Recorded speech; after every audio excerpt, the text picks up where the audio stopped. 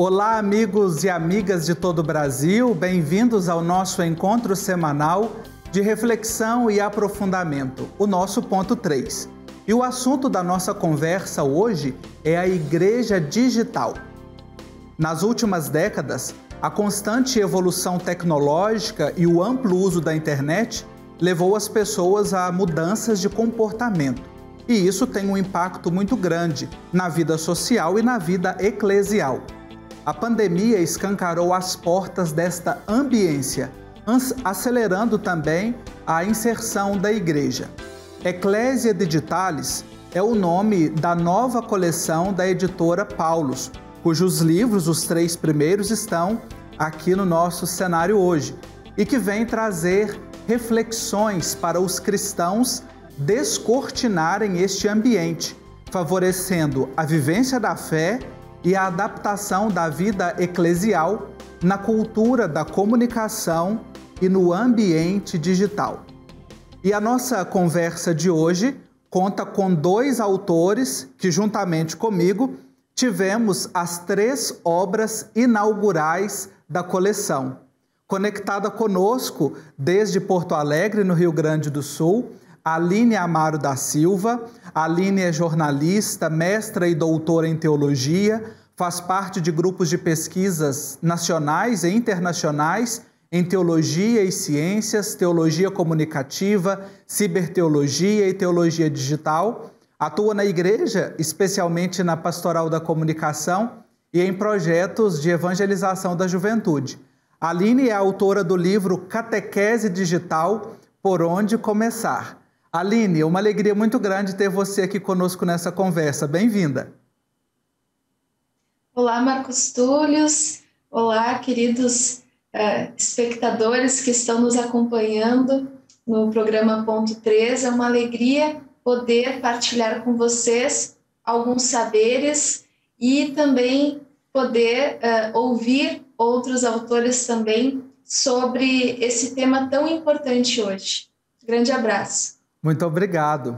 E conectado conosco do outro lado do oceano, desde Roma, o Frei Darley Zanon, religioso paulino, é mestre em comunicação, cultura e tecnologias da informação pela Universidade de Lisboa, autor de diversos livros e artigos, possui vasta experiência no campo editorial, atuando aqui no Brasil, Portugal e Itália.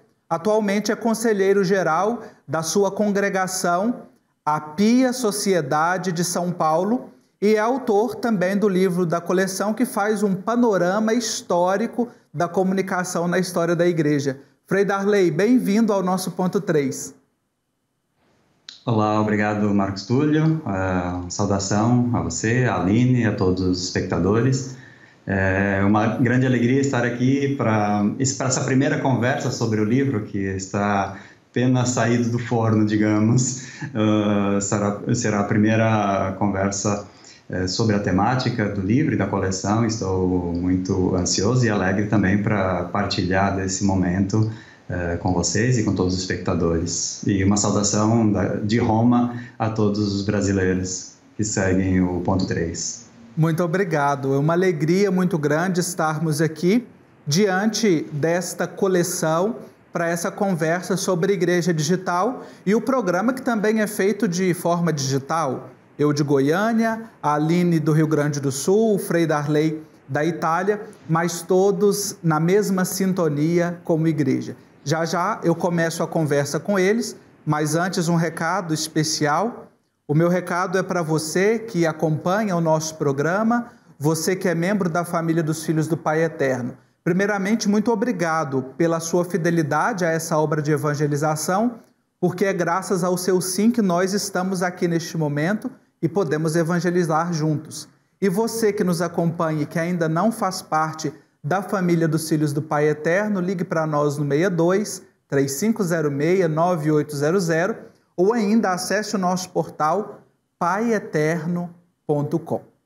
Vamos lá então começar a nossa conversa sobre a Igreja Digital. Ecclesia Digitalis é o nome latino que nomina essa coleção. São os 3 primeiros livros publicados pela editora Paulus, como eu mencionei. E o Frei Darley, além de autor, ele também é um dos coordenadores desta coleção, juntamente com o diácono Mário Roberto. E eu quero começar perguntando exatamente a você, Frei Darley, de onde surgiu a ideia de uma coleção com o nome Ecclesia Digitalis? Então, muito se deve ao diácono Mário, porque em conversas, né, nós somos religiosos da mesma congregação, apesar de eu estar atualmente em Roma e ele em São Paulo, conversamos muito, e principalmente sobre as novas publicações, novas edições, e vimos que tinha essa lacuna no nosso catálogo, porque nós temos muitas coleções sobre teologia, sobre fé, sobre doutrina, sobre patrística, catecismo, e também temos muitas coleções sobre comunicação, mas não tinha nenhuma uma coleção que juntasse as duas coisas. Então, conversando com o diácono Mário, vimos como poderíamos responder e contribuir também para essa reflexão no Brasil, e pensando principalmente na PASCOM, nessa grande necessidade que tem de formação também dos nossos agentes pastorais, de todos os que trabalham nesse campo, e propomos ao editorial essa coleção que juntasse a reflexão da comunicação, do ambiente digital, das novas tendências no mundo da comunicação, mas ligada ao ambiente da fé, da igreja, da pastoral. Então, como unir essas duas temáticas para proporcionar de um lado também uma reflexão teórica, mas muita questão prática, e a partir desses primeiros livros já vemos que tem essas duas vertentes, né? Não são livros acadêmicos, mas são livros pastorais, digamos, com esse objetivo de ajudar na prática. Então, assim nasceu a coleção Ecclesia Digitalis, com essa função de oferecer subsídios, oferecer propostas, auxílio para todos os membros da igreja, mas especialmente para os agentes da pastoral da PASCOM. Olha aí que maravilha, você está acompanhando o ponto 3, nós estamos falando sobre a coleção Ecclesia Digitalis da editora Paulus, e eu converso com 2 autores que juntamente comigo temos os 3 primeiros livros desta coleção. O Frei Darley já nos colocou nesse panorama do que é a proposta dessa coleção. Falamos de igreja digital, e a Aline defendeu recentemente o seu doutorado em teologia. Eu tive a oportunidade de acompanhar a sua brilhante defesa, e também muito provocativa para a gente que é comunicador. Uma igreja digital, Aline, significa apenas ter um canal na internet? Não, Marcos Túlio, não significa isso. Uma igreja digital significa a igreja buscar em qualquer momento, em qualquer tempo, cumprir a sua missão de comunicar a boa nova do Evangelho, de comunicar Jesus Cristo, e isso por todos os meios, em todos os ambientes, inclusive no ambiente digital. E antes a gente falava muito da igreja na era digital, mas com a pandemia, esse processo de digitalização se acelerou tanto que nós precisamos falar de uma igreja digital, uma igreja que é vivida nesse novo ambiente, esse ambiente antropológico, esse ambiente que o ser humano habita, o ser humano povoa, o ser humano se comunica e se relaciona nesse novo ambiente, que já não é tão novo, né? Porque nós já vivemos nele, permeados por essa cultura já há algumas décadas, a gente já pode dizer, e então é justamente essa inculturação da igreja em algo que já está, em algo que já permeia toda a nossa realidade. Então, não se pode mais, digamos assim, separar essa realidade digital da realidade presencial, física. Ainda a gente não tem os termos bem definidos, né, para expressar essa realidade que a gente vive hoje, mas podemos dizer que é uma igreja digital é uma igreja híbrida, é uma igreja que busca acompanhar o ser humano onde ele estiver. A Aline trouxe um ponto muito interessante para a gente pensar essa relação da igreja com a comunicação, com a digitalização, nesse momento histórico em que nós vivemos, o momento da pandemia, que trouxe uma aceleração desse processo, como ela mesma disse. E o Frei Darley, na sua obra, ele faz um panorama histórico do magistério da igreja sobre a comunicação. O que a Aline traz para nós, Frei Darley, é exatamente a igreja no passo e no compasso do momento histórico e do momento social em que vivemos. A partir do que você apresenta, nós também percebemos isso em outros momentos da história do cristianismo e também da comunicação? Sim, é importante entender que a igreja sempre foi de vanguarda no mundo da comunicação. Isso é um elemento interessante em todo o percurso histórico. Talvez esse momento atual é o que a igreja mais sofre para responder. Em outros momentos ela respondeu muito mais rapidamente e com muito mais eficácia.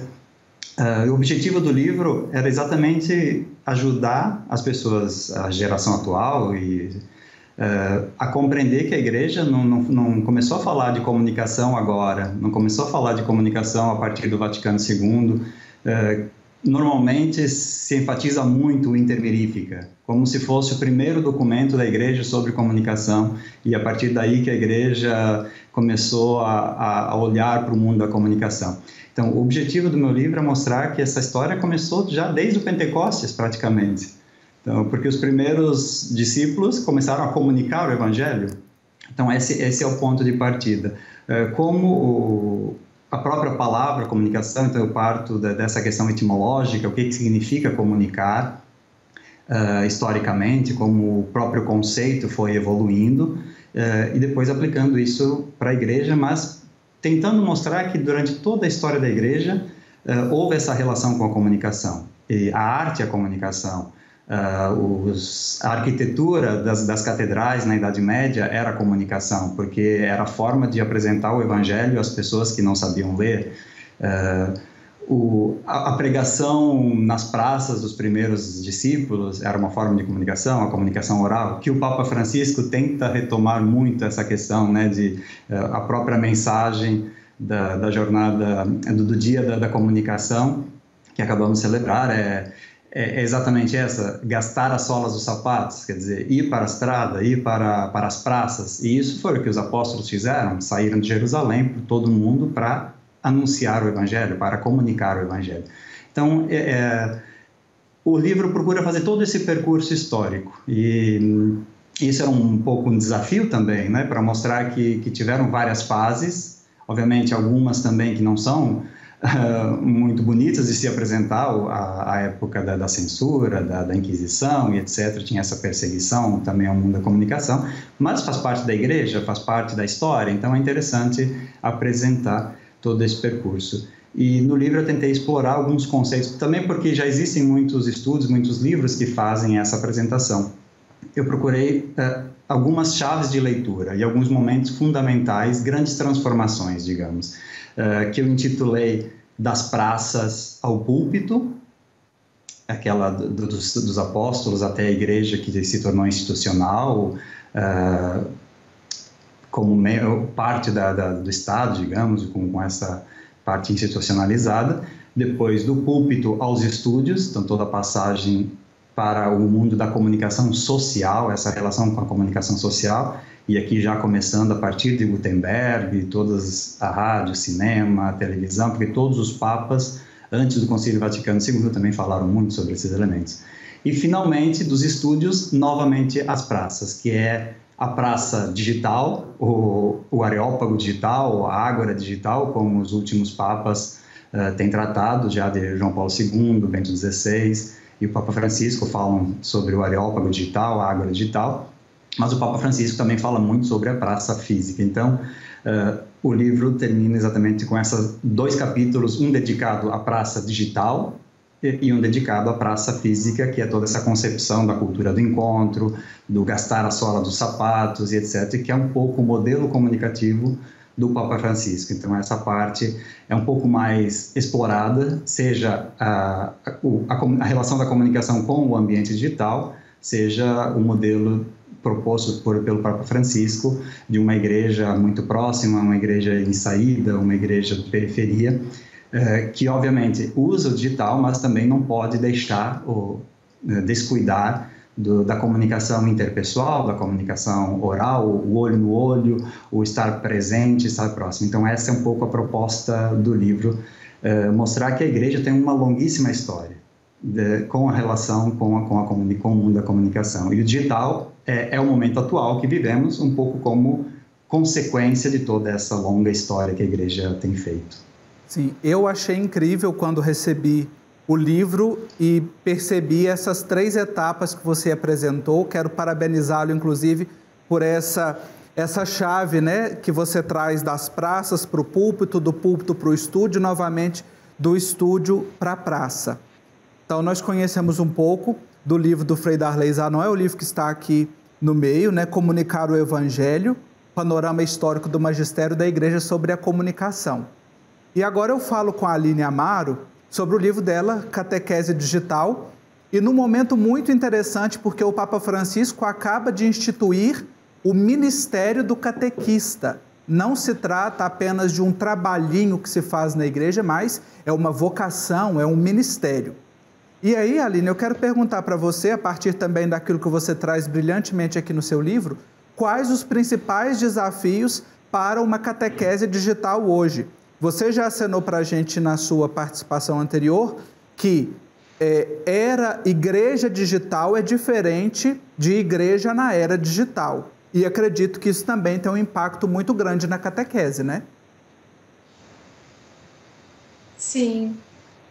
Eu falo justamente no livro sobre essa diferença entre catequese na era digital e catequese digital, porque antes a gente via a comunicação digital como uma comunicação complementar. Então, eu trabalho desde 2015 esse tema, catequese na era digital, informações de catequistas em vários lugares, Belo Horizonte, Castanhal, no Pará e vários outros lugares, justamente tentando refletir junto com o catequista esses desafios, essas possibilidades que o ambiente digital já trazia. Por exemplo, uma vez uma catequizanda aqui da minha paróquia, eu perguntei para os catequizandos o que eles achavam, gostavam da catequese ou não, o que eles achavam. E aí uma menina falou, eu gostaria que tivesse catequese todos os dias. Eu sempre lembro dessa frase, por quê? Porque o digital, ele torna isso possível. Aquela relação que antes era uma vez por semana, ou 2, quando era a missa dominical ou do sábado, com a igreja, com o catequista, com a comunidade, ela, pelo digital, ela se torna possível todos os dias. Mesmo que seja apenas um olá, ai, que bom que tu me mandou essa mensagem, um grande abraço, fica com Deus, estou rezando por ti. Qualquer tipo de vínculo que tu pode criar com o catequizando além do encontro catequético, isso também faz parte da catequese.